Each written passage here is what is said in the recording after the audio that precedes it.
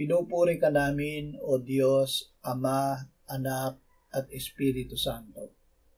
Salamat, Ama, na ibinigay mo sa amin si Jesus na iyong anak, na namatay para sa aming kasalanan, iyong muling binuhay, iniakyat at iniluklok sa iyong kanan sa langit.